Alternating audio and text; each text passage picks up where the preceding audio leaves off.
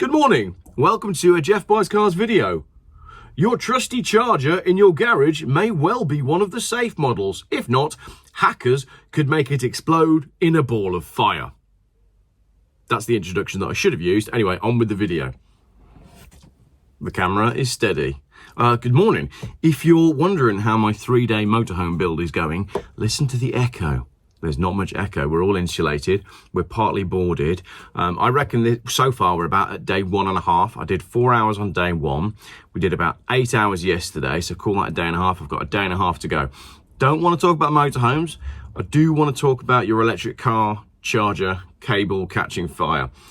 I haven't seen many people report on this, and it's quite interesting. It's from the UK. It's from PC Mag, which is PC magazine, not politically correct. It stands for personal computer. So people do still buy this magazine, but this is an article titled "The EV Charger Hack That Can Burn Down Your House Just Got More Terrifying." Trend Micro researchers found a hack to remotely disable overheating protection in most home EV chargers. The results, which we got to see, were explosive. So, your charging cable for your electric car that you never needed, that was forced on you by the government through their misguided views on net zero and indeed their absolute tenacity to go for Agenda 2030, means that you've got an EV, and actually your EV charger has an overheat protection mechanism, i.e. if your car is charging and the cable gets too hot, the charger can shut itself down. What they're saying is that these chargers can be remotely accessed to disable the overheat protection, meaning huge fire. And it's not even funny. Look at some of these pictures. So let's go through the article. If you're the proud owner of an electric vehicle, you likely invested in a home charger. And again, like the home I don't know how regulated the market is for home chargers. I have been offered that many.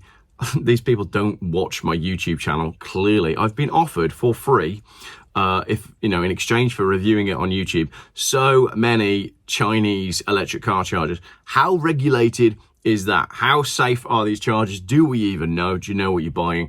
Who's installing them? Do we know who's installing? There's a lot of questions. Since modern cars are well defended against hacking, criminals have turned to hacking the chargers, and in some cases with frightening fiery results. At last year's Black Hat, we learned that hackers could meddle with your charging schedule, choke down the charging speed, or tweak the billing. None of that would be fun, but it doesn't compare to this year's conference, where researchers from Trend Micro showcased how they could physically damage your charger, right up to burning your house down. Let's just dive into those a little minute. So we know that cars, this one can't, this is an old-fashioned diesel Transit, and that's why I like it. Modern cars can be hacked, and we know that, stuff can be overridden in modern vehicles. But what we're saying is, in last year's conference, they talked about changing your charging schedule so they can hack in and change when your car's charging and when it's not. Choke the charging speed, so you go out to your car in the morning thinking, this is great, I'm ready for my MacMaster challenge with my electric car. Not that I'd ever used an electric car for a MacMaster challenge. Thinking that I've got the massive range of 125 miles in one of the small electric cars, only to find that your charger was never switched on because someone hacked in. Tweak the billing. That'd be fun, wouldn't it? If you go to get your electric bill and realise that someone's been messing with your bill via the charger. But now, yeah, we're burning houses down. Jonathan Anderson, security research manager at Trend Micro, started with a shout out to, don't know what that means. It was a hacking contest sponsored by Trend Micro's zero-day initiative, devoted to demonstrating security vulnerabilities in cars and related technology. That's cool. So they actually hosted a competition to see who could cause the most damage by hacking. That's quite fun, actually. When you take these devices apart, they typically have a main CPU that runs the GUI, Anderson said. Sometimes there's a second processor for power switching and measurement, and there are also a lot of devices and peripherals that contribute to quite a large attack surface. In short, EV chargers aren't currently designed with security in mind. Thanos, not related to that one. Kaliniakis, also a Trend Micro researcher, said his team first performed baseline testing on out-of-the-box unmodified EV chargers. Some of these correctly resisted the hack, while others were vulnerable. So some chargers are easier to hack than others. Interesting. The team found they could make a small physical modification to the resistant chargers, which put them in the vulnerable category. So basically it's all chargers. To achieve the task, we needed a way to load the EV chargers with maximum power and pull as much current as possible. We used a bank of heaters to draw various amounts of current during testing. If you have one of the vulnerable EV chargers, a hacker across the world could reach in and set it on fire. That's terrifying. The same is true for a theoretically safe charger that's defective or that has been modified. Again, Geoff, you're a Luddite. You're stuck in the past. I like the fact that my diesel Transit and my diesel Volvo can't be set on fire remotely.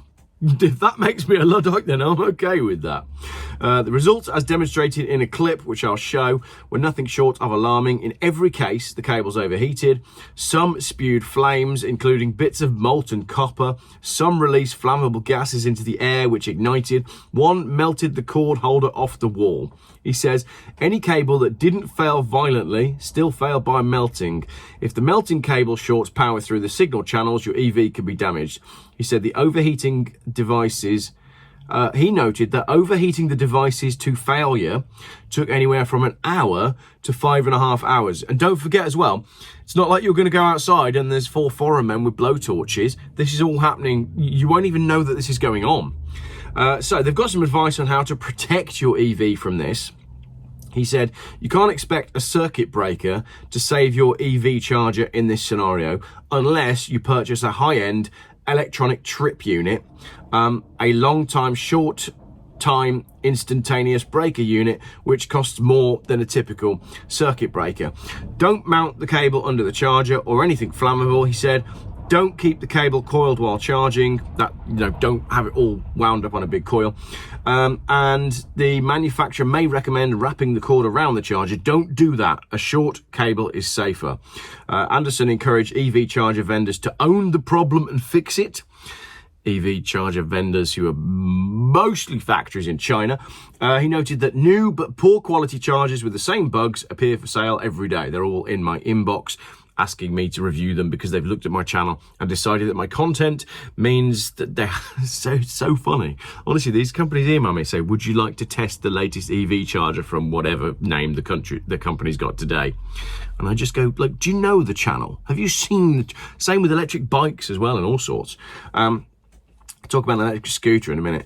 Anderson showed a simple circuit diagram for a modified charger that would be immune to the overheating problem and urged EV manufacturers to embrace it. Charger manufacturers need to create software-independent, hardware-only safety mechanisms, and without this, the risks of fire is presented. Without this, the risks of fires. So if you don't do the stuff, then it's highly likely that fire, big one. Your trusty charger in your garage may well be one of the safe models. If not, hackers could literally make it explode in a ball of fire. Let's make the manufacturers take the warning to heart and create chargers with physical safety mechanisms that aren't exposed to hacking. Meanwhile, it's still not a bad idea to get a shorter cable. Tell you what, I'm going to edit that little bit out and I'm going to start the video with that because I think that's quite an interesting statement to start the video with. Good morning. Welcome to a Geoff Buys Cars video. Your trusty charger in your garage may well be one of the safe models. If not, hackers could make it explode in a ball of fire.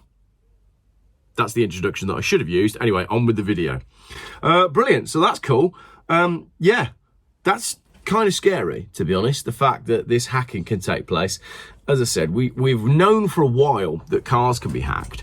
But now that nobody's talking about the fact that chargers can be hacked. In fact, nobody talks about the electric car charger at all. Everybody's happy to talk about the problems with fires in the batteries and cars catching fire out and about and whatnot.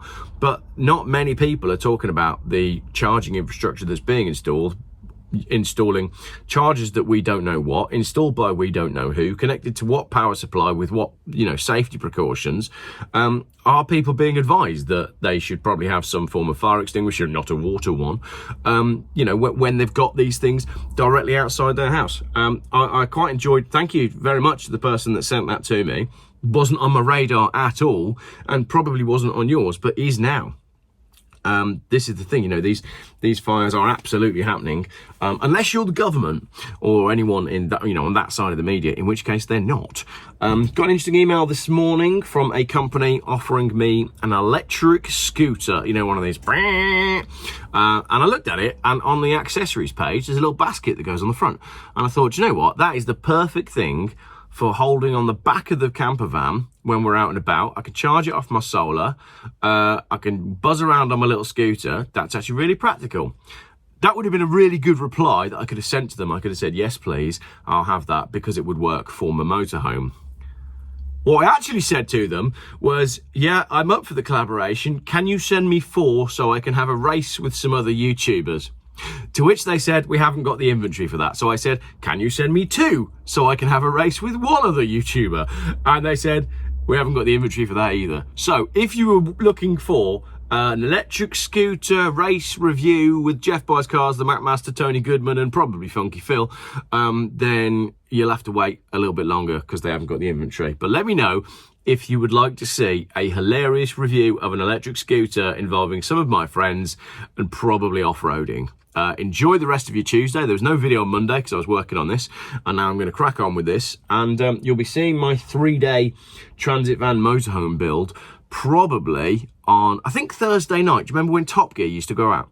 8 p.m. on a Thursday night. So 8 p.m. Thursday night, this camper van, start to finish, everything from me buying it, looking at it, checking the rust over, all of that, to installing an interior and finishing.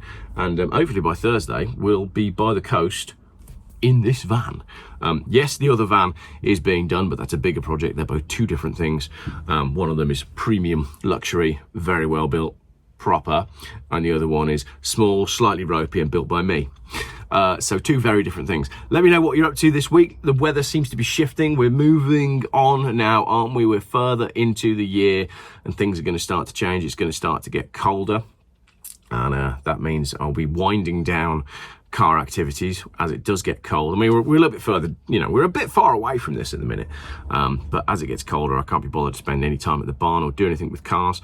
So yeah, we're sort of in that kind of stocking up our cheeks for winter. That's what we're thinking about next, isn't it? And that's a great and rather random place to end this video. So thank you very much for watching. Video tonight, probably. Yeah, I think there'll be a car video tonight. We've delayed cutting the roof off the Qashqai because Phil was busy today, but the roof is getting cut off a Qashqai 100% this week. So keep an eye out for that as well. Lots of cool stuff coming up this week. As usual, on Geoff Buys Cars. Cheers for watching.